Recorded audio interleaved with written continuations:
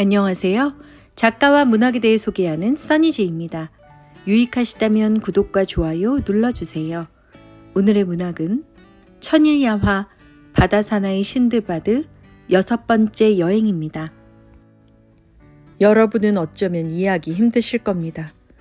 하지만 난 모험을 또 떠나게 되었습니다. 아마 그런 팔자를 타고난 게지요. 1년 동안 휴식을 취한 나는 6번째 여행을 준비했습니다. 친척들과 친구들이 아무리 애원하고 말려도 소용이 없었지요. 육로를 통해 페르시아와 인도의 여러 지방을 거친 다음 어느 항구에 도착했습니다. 그곳에서 꽤 괜찮은 배에 승선했는데 그 배의 선장은 매우 긴 항해를 계획하고 있었습니다. 항해는 매우 불운한 것이기도 했습니다. 배가 항로에서 벗어나 선장과 항해사는 지금 우리가 어디에 있는지조차 모르게 되었던 것입니다. 아이고, 지금 우리는 세상에서 가장 위험한 바다로 들어왔어. 지금 이 배는 세찬 급류에 휩쓸려 가고 있고 10분 후쯤이면 모두 죽게 될 거요. 선장이 말했습니다. 배는 급류에 휩쓸려 높은 산이 솟아있는 어떤 섬으로 밀려가 암초에 부딪혀 산산조각이 났습니다. 간신히 목숨을 건진 우리는 침몰해 가는 배에서 식량과 가장 귀중한 상품들을 꺼낼 수 있었습니다. 배가 난파된 곳은 꽤나 길고도 넓은 섬으로 한쪽 해안을 따라 험준한 산줄기가 이어지고 있었는데 해변은 난파된 배들의 잔해로 뒤덮여 있고 가는 곳마다 사람의 뼈가 발에 채였습니다. 이 섬에는 한 가지 기이한 점이 있었습니다. 큰 강이 하나 있었는데 다른 곳들의 강처럼 육지에서 바다로 흐르지 않고 반대로 바다에서 육지 쪽으로 흘러 엄청나게 높고도 널찍한 아가리를 벌린 어두운 동굴 속으로 빨려 들어가고 있었습니다. 더욱 놀라운 사실은 산기슭에 굴러다니는 돌들이 다름 아닌 수정과 루비와 같은 갖가지 보물들이었습니다. 그리고 귀중한 알로에 나무로 가득했습니다. 사실 이곳은 섬이라기보다는 하나의 수렁이라고 할 수 있을 것입니다.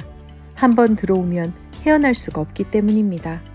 다시 말해 어떤 배가 이 섬에서 어느 정도의 거리에 접근하는 경우 다시는 빠져나갈 수가 없다는 뜻입니다. 우리는 절망하면서 해변에 죽치고 앉아 죽을 날을 기다렸는데 죽음이 찾아온 시간은 사람에 따라 달랐습니다. 그것은 각자의 체질이 다른 탓도 있었지만 똑같이 나누어 가진 식량을 사용하는 방식이 사람마다 달랐기 때문입니다. 마지막까지 살아남은 사람은 바로 나였습니다. 하느님께서는 나를 불쌍히 여기셨나 봅니다. 퍼뜩 동굴 속으로 흘러가는 강으로 가봐야겠다는 생각을 하게 해주셨으니까요. 거기서 동굴과 강의 형태를 자세히 살펴본 나는 결론을 내렸습니다. 이렇게 지하로 흘러들어가는 이 물은 분명 어디론가 빠져나가게 될 거야. 뗏목을 강에 띄우고 그 위에 몸을 싣는다면 어딘가 사람 사는 곳에 닿을 수 있지 않을까? 뗏목을 만든 나는 그 위에 루비, 에메랄드, 용연향, 수정, 값비싼 직물들을 가득 실었습니다. 그리고 모든 것을 하느님께 맡기고 흐르는 강에 몸을 실었습니다. 얼마나 시간이 지났는지 모릅니다. 그런데 잠에서 깨어보니 놀랍게도 주위에는 넓은 들판이 펼쳐져 있었고 내가 탄 뗏목은 강둑에 메어져 있었습니다.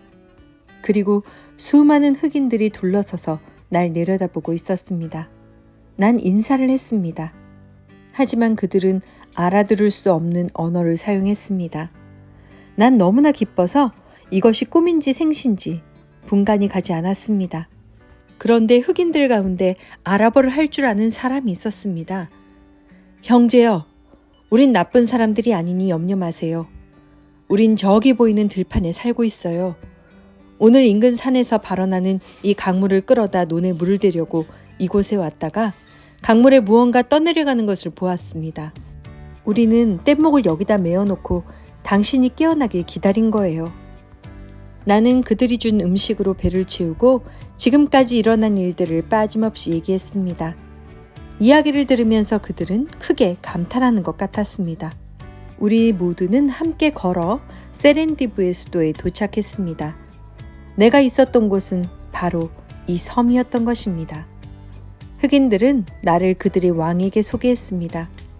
왕은 내 모험담에 크게 놀라 매혹되어서 이 모든 이야기를 황금 글자로 적어 왕국 실록에 길이 보존하라고 분부했습니다. 그리고 나서 사람들이 내 뗏목을 가져와 그가 보는 앞에서 짐들을 풀었습니다. 그는 알로에 나무와 용연향을 보고 찬탄을 금치 못했습니다. 특히 루비아 에메랄드를 보고서는 입을 다무지 못했는데 그의 보고를 다 뒤져봐도 이에 비교할 만한 것이 없었기 때문입니다. 왕은 매우 너그러운 사람이었고 난 매일 정해진 시간에 궁으로 가서 왕에게 문화를 드리고 남은 시간을 고을을 돌아다니며 신기한 것들을 구경하며 보냈습니다. 이 세렌디브 섬은 주야 평분선 아래에 있어서 낮과 밤의 길이가 항상 똑같았습니다. 나는 나라의 이곳저곳을 여행하며 정상까지 올라가 보았습니다. 도읍에 돌아온 나는 왕에게 고국으로 돌아가는 것을 허락해달라고 간청했습니다. 가서 날 대신하여 칼리프 할룬 알라시드에게 이 서신과 선물과 함께 나의 깊은 우정의 뜻을 전해 주시오. 난 선물과 서신을 공손히 받은 후 폐하께서 내려주신 영광스러운 명을 충실하게 수행하겠노라 약속했습니다. 난 세렌디브 왕의 친서를 가지고 신자들의 사령관을 찾아갔습니다. 물론 아름다운 여자 노예도 데리고 갔으며 내 가족 몇 사람은 선물을 들고 따라왔습니다. 칼리프는 서신을 읽으시더니 과연 세렌디브 왕이 이 글에 적혀 있는 것처럼 부유하며 강력한 왕인가를 물으셨습니다. 난 다시 한번 엎드려 절한 후 신자들의 사령관이시여, 이 왕이 결코 자신의 부와 위대함을 과장하지 않았음을 장담할 수 있습니다. 제가 그 증인입니다. 라고 말씀드렸습니다. 칼리프는 내게 큰 선물을 하사한 후 집으로 돌려보냈습니다.